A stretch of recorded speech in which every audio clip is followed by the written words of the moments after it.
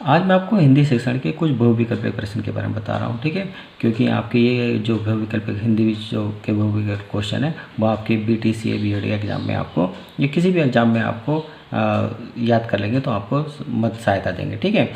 तो अब देखिए, सबसे पहला क्वेश्चन है कि किन वर्णों को अर्धस्वर कहा जाता है।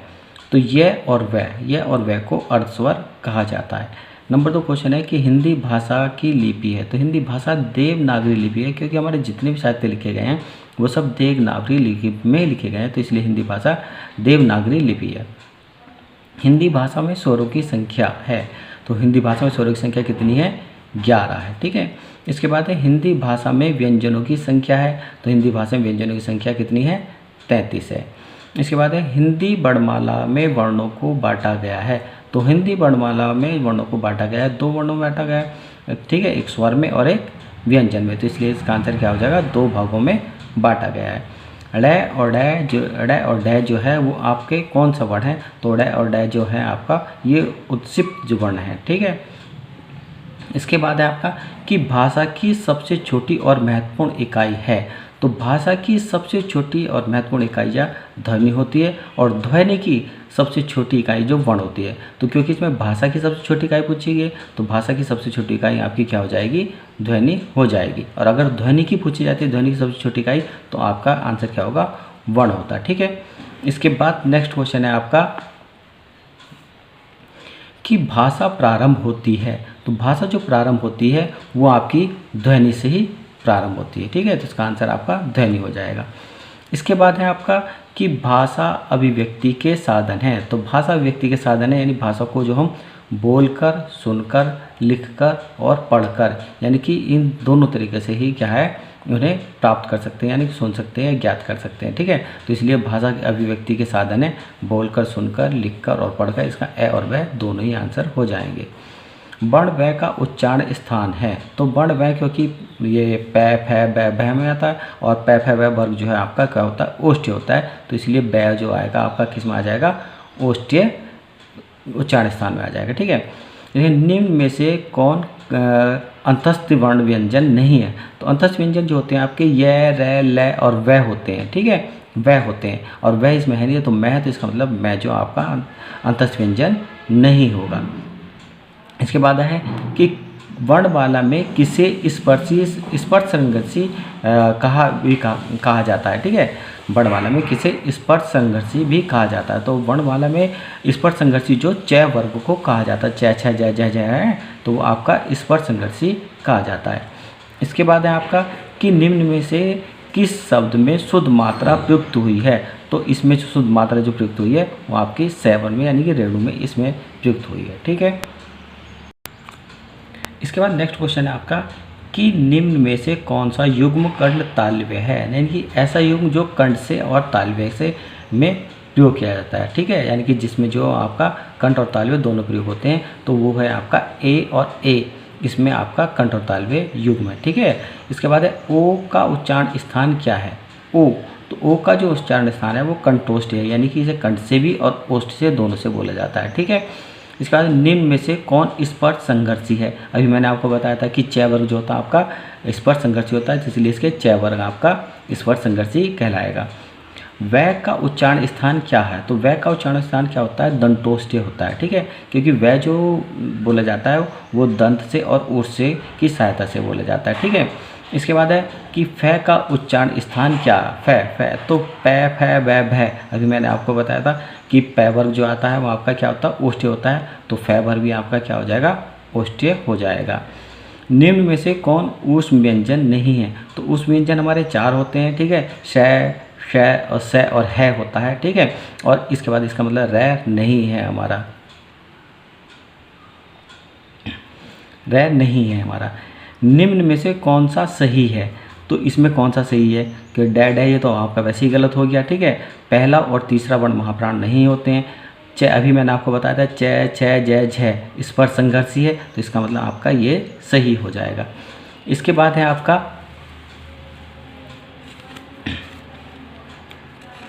कि निम्न में से कौन सही शब्द है? सही शब्द कौन सा है?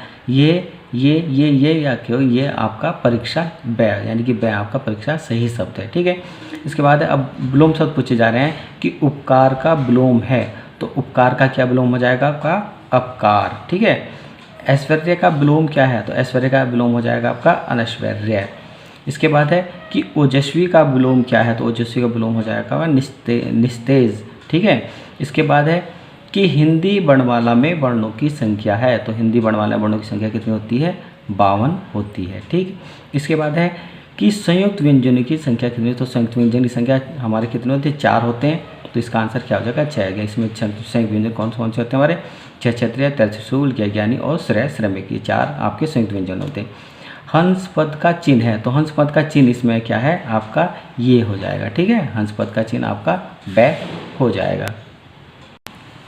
इसके बाद है आपका कि अर्ध संवृत स्वर है, तो अर्ध संवृत स्वर जो होता है ए और ओ होते हैं आपके। ठीक है, कंठ ध्वनि का सही प्रयोग है, यानी कि इन शब्दों में किस में कंठ ध्वनि का सही प्रयोग किया गया है, तो कंठ ध्वनि का सबसे सही प्रयोग जो किया गया है वो आपका खड़क में किया गया है। इसके बाद है कि वर्ण लय का उच्चारण स्थान क्या है, तो वर्ण लय का उच्चारण स्थान जो हो वो दंतीय होता है आपका। ठीक है, इसके बाद है कि शय का उच्चारण स्थान क्या है। ठीक है, तो शय का उच्चारण स्थान जो होता है वो आपका तालुय होता है। ठीक, इसके बाद है निम्न में से ह्रस्व ध्वनि कौन सी होती है, तो ह्रस्व ध्वनि आपकी कितनी होती हैं, 3 होती हैं। यह ह्रस्व ध्वनि यानी कि एक मात्रिक ध्वनि, यानी कि ऐसे स्वर जो कि जिनको बोलने में कम समय लगता है वो आपके ह्रस्व स्वर कहलाते हैं। और वो स्वर कौन से कहलाते हैं, ए, ई और ऊ होता है। तो इसका मतलब ये तो होने, इसमें मतलब इसका आंसर क्या होगा, ई होगा हमारा आंसर। ठीक है, निम्न में से ह्रस्व स्वर नहीं है, अभी मैंने आपको बताया था ह्रस्व स्वर जो होते हैं ए, ई, ऊ होते हैं, आ नहीं होता क्योंकि आ हमारा दीर्घ स्वर है। ठीक है, तो ये आंसर हो जाएगा हमारा। और फिर विलोम पूछे गए हैं कि करुण का विलोम है, तो करुण का विलोम हो जाएगा आपका निष्ठुर। ठीक है, कृत्रिम का विलोम है आपका प्राकृतिक। इसके बाद है आपका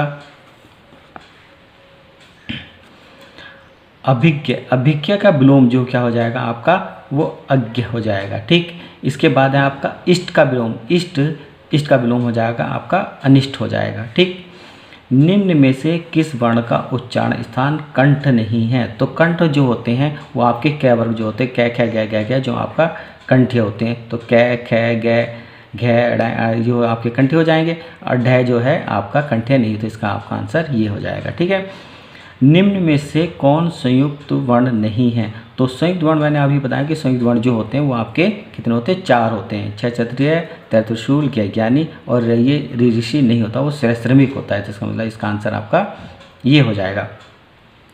जिन वर्णों का उच्चारण बिना बाधा और अवरोध के होता है ऐसे वर्णों को क्या कहते हैं, तो ऐसे वर्णों को आप क्या कहते हैं, स्वर कहते हैं। कि स्वर की जो कि स्वतंत्र रूप से बोले जाते हैं अर्थात किसी की सहायता से नहीं बोले जाते, वो आपके स्वर बोले जाते हैं, यानी कि बिना उच्चारण, यानी कि जिन वर्णों का उच्चारण बिना बाधा के और अवरोध के होता है, तो ऐसे वर्ण कौन से होते हैं आपके, वो स्वर होते हैं। ठीक है, इसके बाद है कि निम्न में से कौन असत्य है, तो इसमें असत्य पूछा जा रहा है। ठीक है, तय ओष्ठ्य व्यंजन है, श ऊष्म व्यंजन है, या फ ओष्ठ्य व्यंजन है, या ये क्षत्रिय संयुक्त व्यंजन है इसका। ठीक है, तो इसमें क्या है कि तय जो आपका ओष्ठ्य व्यंजन ये ही आपका असत्य है, क्योंकि स ऊष्म व्यंजन है, क्षत्रिय आपका अभी मैंने आपका संयुक्त व्यंजन है, और प वैभ जो आपका ओष्ठ्य व्यंजन है, तो इसका मतलब यही आंसर आपका सही हो जाएगा कि तय ओष्ठ्य व्यंजन है। ठीक है, यही आपका सत्य है। च वर्ग क्या है आपका, कि च वर्ग आपका ताले होते हैं, च, छ, ज, ज आपके क्या होते हैं, वो आपके ताले वर्ग होते हैं। ठीक, इसके बाद आपका नेक्स्ट क्वेश्चन है कि निम्न में से कौन पार्श्विक वर्ण है, तो कौन सा पार्श्विक वर्ण है आपका लय जो आपका पार्श्विक वर्ण होता है। निम्न में से कौन उत्सिप्त व्यंजन है, तो उत्सिप्त व्यंजन मैंने आपको बताया था, ड और ड आपका उत्सिप्त व्यंजन होते हैं। गै को वर्णमाला में माना जाता है, तो गै को वर्णमाला में जो माना जाता है आपका संयुक्त व्यंजन माना जाता है। ठीक है, और संयुक्त व्यंजन की संख्या मैंने आपको बताई है, संयुक्त व्यंजन आपके 4 होते हैं। निम्नलिखित शब्दों में से कौन सा शुद्ध है, शुद्ध होता है, शुद्ध पूछ रहा है शब्द में से, तो अधीन या अधीन होता है, तो सबसे शुद्ध जो आपका शब्द है वो आपका अधीन होता है, अधीन नहीं होता है। मांटेसरी विधि का प्रयोग करते हैं, तो मांटेसरी विधि का प्रयोग जो किया जाता है वो लेखन शिक्षण में प्रयोग किया जाता है, मांटेसरी विधि का प्रयोग। ठीक है, अब यह कि ये आपका 6 चित्र है आपका संयुक्त वर्ण, यानी कि वर्ण संयोग से बनता है, यानी ये एक शब्द जो है संयुक्त व्यंजन है। तो संयुक्त व्यंजन किन किन 2 वर्णों से मिलकर बना है आपका, तो कै और शै इस वाले से बना। आपको ये ध्यान रखना है कि कै जो अर्ध स्वर है, अर्ध व्यंजन है आपका, ठीक है, इस चीज़ का भी आपको ध्यान रखना है। पर्वत शब्द का समानार्थी शब्द है। पर्वत शब्द का समानार्थी शब्द क्या होता है, वो होता है कूट होता है आपका, ठीक है। पर्वत शब्द का समानार्थी शब्द कूट होता है। इसके बाद है आपका कि निम्न में से कौन मूर्धन्य ध्वनि नहीं है। तो टैट है डेड है जो आपके मूर्धन्य ध्वनि होते हैं। तो टैट है डेड है, ये ढह जो है आपका अणकाली वाक्य, ये आपका मूर्धन्य ध्वनि नहीं है। ध्वनि का उच्चारण स्थान के आधार पर होता है। ध्वनि का उच्चारण स्थान पर जो होता है वो आपका क्या होता है, दंत्य होता है आपका, ठीक। दंतोष्ठ्य से उच्चारित होने वाले व्यंजन, दंतोष्ठ्य यानी कि जिसमें दंत दांतों का और ओष्ठ का प्रयोग होता है, तो वो उनसे आपको बताया था मैंने, फ और बै होते हैं आपके, प फ ब बै जो आपके क्या होते हैं, ओष्ठ्य होते हैं। और जो बै जो होता है, ये बै में आपका ये क्या का दंतोष्ठ्य होगा, ठीक। तो इसका दंतोष्ठ्य से उच्चारित होने वाले व्यंजन होंगे आपके फ और व। संयुक्त स्वर हैं। अब संयुक्त स्वर कौन कौन से, यानी कि ऐसे स्वर जो कि संयुक्त स्वर की स्वर क्या होता है कि जो स्वरों की सहायता यानी कि 2 या 2 से अधिक स्वरों से मिलकर बनते हैं वो संयुक्त स्वर होते हैं। तो 2 या 2 से अधिक स्वर के, क्योंकि ए ई उ ये तो आपका एक मात्रा यानी ह्रस्व हो गए, ठीक है। इसके बाद आ, बड़ी ई, उ, ए, ओ, यही जो है आपके संयुक्त स्वर है, क्योंकि आ, ए और ए से मिलकर बना है, ई छोटी ई और प्लस बड़ी ई से मिलकर बना है। ऐसे ये आपका उ, बड़ा उ जो ए उ और उ से मिलकर बना है, तो ये आपके क्या है, संयुक्त व्यंजन है, ठीक है। इसके बाद है कि वर्णमाला में अंतस्थ व्यंजन होते हैं। तो वर्णमाला मैंने अंतस्थ व्यंजन बनाए हैं। अंतस्थ व्यंजन 4 होते हैं, ठीक है। यह लव आपके अंतस्थ व्यंजन होते हैं, ठीक है। इसके बाद है आपका कि श श है कौन से व्यंजन कहे जाते हैं। तो श श से क्या आपके स्पर्शी और संघर्षी व्यंजन कहा जाते हैं, जिसका आंसर आपका ए और बै दोनों हो जाएगा। इसके बाद है आपका कि शब्दों के शुद्ध उच्चारण का विकास होता है। शब्दों के शुद्ध उच्चारण का विकास होता है वाचन शिक्षण के द्वारा, लेखन शिक्षण के द्वारा। तो वाचन और शिक्षण दोनों के द्वारा होता है, इसका आंसर हो जाएगा ए और वह दोनों हो जाएगा आपका। इसके बाद आपका क्वेश्चन है कि ध्वनि के नियम का प्रारंभ किया था। ध्वनि के नियम का प्रारंभ जो किया था वो गेरसन ने किया था आपका, ठीक है। ये क्वेश्चन बहुत पूछा जाता है आपका कि ध्वनि के नियम का प्रारंभ किसने किया था, तो गेरसन ने किया था। हिंदी में कितनी बोलियां प्रचलित हैं। तो हिंदी में कितनी बोलियां प्रचलित हैं, आपकी 18 बोलियां प्रचलित हैं। द प्लस य से मिलकर संयुक्त वर्ण बनता है, तो द और ध से मिलकर बनता है आपका ध्य, यानी कि जो विद्या में प्रयोग किया जाता है, ठीक है। वर्णमाला का आशय है। तो वर्णमाला का आशय क्या है कि वर्णों के व्यवस्थित समूह को वर्णमाला कहते हैं, ठीक है। तो वर्णमाला की आशय क्या है कि वर्णों के व्यवस्थित समूह को वर्णमाला कहते हैं। हिंदी भाषा में मूलतः वर्णों की संख्या, तो हिंदी भाषा में मूलतः वर्णों की संख्या कितनी है, वो आपकी 52 है। इसके बाद है अयोगवाह कौन कौन से, तो अयोगवाह क्या होते हैं, 2 होते हैं, ठीक है। इसमें आपका एक तो विसर्ग होता है और एक होता है अनुस्वार होता है, ठीक है। तो इसमें इसका मतलब अयोगवाह है आपका विसर्ग आपका हो जाएगा। इसके बाद है नेक्स्ट आपका रुकना या अर्ध ठहराव किस विराम चिन्ह का घोतक है। रुकना या अर्ध विराम, तो अर्ध विराम क्या होता है आपका, ये होता है, ठीक है, अल्प विराम। तो अल्प विराम आपका किसका चिन्ह होगा, आपका आंसर क्या हो जाएगा, अल्प विराम हो जाएगा। शोक, हर्ष, शोक, दुख तथा घृणा आदि, हर्ष, शोक, दुख तथा घृणा आदि घोतक शब्दों के पश्चात कौन सा चिन्ह लगता है। हर्ष, शोक, दुख, घृणा आदि के घोतक शब्दों के पश्चात कौन सा चिन्ह लगता है, तो उसके बाद जो लगता है आपका विषमबोधी चिन्ह लगता है, क्योंकि ये जो हर्ष, शोक, दुख है आपके विषमबोधी शब्दों में प्रयोग किए जाते हैं, ठीक है। शब्द को संक्षिप्त लिखने में अपनाया जाता है। शब्द को संक्षिप्त लिखने में अपनाया जाता है तो आपका लाघव चिन्ह का प्रयोग किया जाता है। शब्द के अर्थ को स्पष्ट करने के लिए अपनाया जाता है। शब्द के अर्थ को स्पष्ट करने के लिए अपनाया जाता है आपका कोष्टक चिन्ह का प्रयोग किया जाता है। आप इसे कोष्टक में डाल देते हैं, ठीक है। प्रश्न सूचक विराम का चिन्ह है, तो प्रश्न सूचक चिन्ह क्या होता है आपका, ये होता है, ठीक है, ठीक। इसके बाद है आपका कि निम्न में से कौन सी ध्वनि अंतस्थ नहीं है। तो अंतस्थ व्यंजन मैंने आपको बताए हैं 4 होते हैं, य, रै, ल, व। तो आपका ल और रै और व तो ये होगा, यह नहीं है, व तो इसका मतलब आपका ये हो जाएगा। पाठ्य वस्तु विश्लेषण होता है। पाठ्य वस्तु में विश्लेषण होता है क्या? ठीक है, कि पाठ्य वस्तु में एक कहानी का ही होता है? नहीं। एक कविता का होता है? नहीं। एक निबंध का होता है? नहीं। क्या होता है कि पाठ्य वस्तु विश्लेषण होता है कि एक कालांश की शैक्षिक सामग्री का। ये आपका आंसर हो जाएगा। तो इसके बाद आता है आनंद का विलोम। तो आनंद का विलोम क्या होता है? विषाद होता है। ठीक है। विरोध का विलोम क्या होता है? आपका समर्थन होता है। शय, शय, शय आपके कौन सी व्यंजन है? मैंने आपको कई बार बताया है कि ऊष्म और संघर्षी व्यंजन है। ठीक है। अहीं शब्द का अर्थ है, तो अहीं शब्द का अर्थ है सर्प का, सर्प का पर्यायवाची है। ठीक है। स्थावर का विलोम शब्द है। स्थावर का विलोम शब्द क्या है? जंगम होता है आपका। निम्नलिखित में से शुद्ध शब्द लिखना है। तो शुद्ध शब्द आपका कुमुदिनी होता है। ठीक है। आपका कै पे भी छोटों की मात्रा, मैं भी छोटों की मात्रा, दै पे भी छोटी की मात्रा और नै पे बड़ी की मात्रा, यानी कुमुदिनी होता है। इसके बाद है कि शुद्ध वर्तनी वाला शब्द सुनिए। ये श्रृंगार शब्द जो आपका आता है ये आपका मोस्ट है और हर एग्जाम में आता है। ठीक है। तो इसमें शुद्ध शब्द जो है आपका ये वाला श्रृंगार है आपका। श्रेय और नीचे ये रह लगा होता है, ये कुछ बच्चे ये और ये कर देते हैं, ये आपका गलत होता है। ठीक है। ये सह तो आपका प्रयोग होता नहीं है, तो आपका गलत है ही, मगर सबसे ज़्यादा डाउटफुल होते हैं ये दोनों होते हैं। ठीक है। तो शुद्ध शब्द जो है आपका वो ये श्रेय होता है। श्रेय में नीचे रह ये वाला होता है, ऋषि वाला जो रह लगा होता है वही आपका शुद्ध होता है। भाषा संसार का नादमय चित्र है, यह कथन किसका है? तो यह कथन जो सुमित्रानंदन पंत ने कहा था कि भाषा संसार का नादमय चित्र है, तो ये आपका सुमित्रानंदन पंत है। इसके बाद है कि देवनागरी लिपि की विशेषता से संबंधित नहीं है। देवनागरी लिपि से संबंधित नहीं है। जो बोला जाता है वही लिखा जाता है, गलत है। एक वर्ण में दूसरे वर्ण का भ्रम होता है, नहीं, बिल्कुल ये भी गलत है।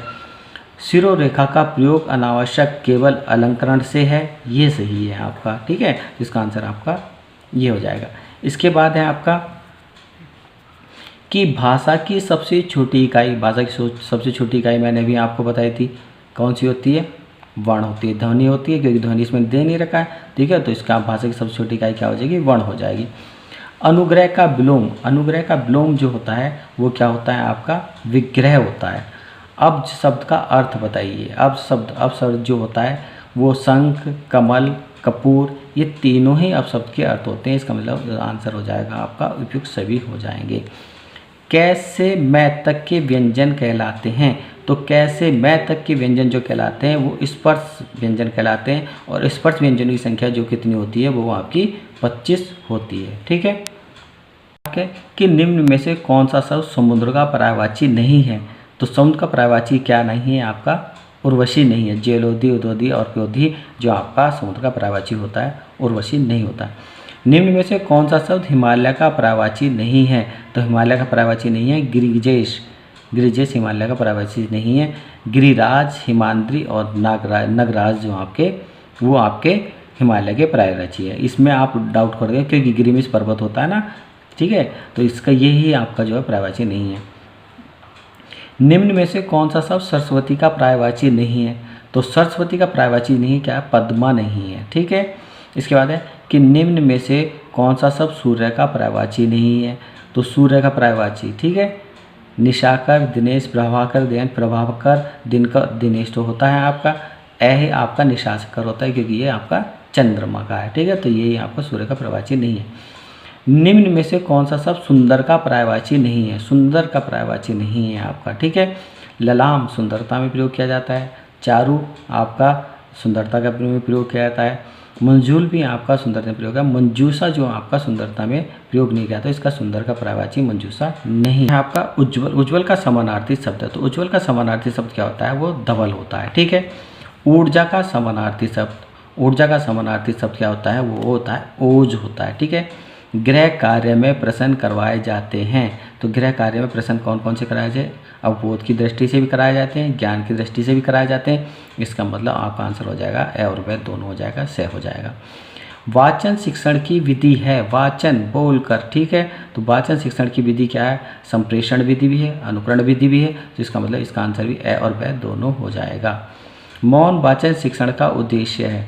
तो मौन वाचन का उद्देश्य क्या? मनन शक्ति का विकास करना, तार्किक शक्ति का, क्योंकि जो मौन है उसमें आपके मनन करते हैं, तार्किक करते हैं, तार्किक योग्यता का विकास करते हैं। तो ए और ब आपका दोनों हो जाएगा। लेखन शिक्षण की प्रमुख विधि है। लेखन शिक्षण विधि की कौन सी है आपकी? ठीक है, तो लिखने का कौशल है। लेखन से आपका क्या है? वो आपका लिखने का कौशल है। इसके बाद है कि वाचन शिक्षण का उद्देश्य क्या होता है? तो वाचन शिक्षण का जो उद्देश्य है बोलने का कौशल और पढ़ने का। तो क्योंकि आप बोलेंगे तो आपका पढ़ने, आपको जो है बोलने का कौशल भी आएगा और पढ़ने का भी कौशल आएगा, इसलिए ए और ब दोनों हो जाएंगे। इसके बाद है आपका कि य र ल व व्यंजन कहलाते हैं। तो य र ल व्यंजन क्या कहलाते हैं? आपके अंतस्थ व्यंजन कहलाते हैं आपके, ठीक है। तो य र ल व व्यंजन आपके अंतस्थ व्यंजन और व्यंजन की संख्या कितनी होती है? इनकी अंतस्थ व्यंजन की संख्या 4 होती है, ठीक है। तो ये मैंने कुछ आपको बहुविकल्प पे क्वेश्चन करवाए हैं, ठीक है। ये आपके एग्जाम में इनमें से आपको अवश्य मिल जाएंगे, ठीक है।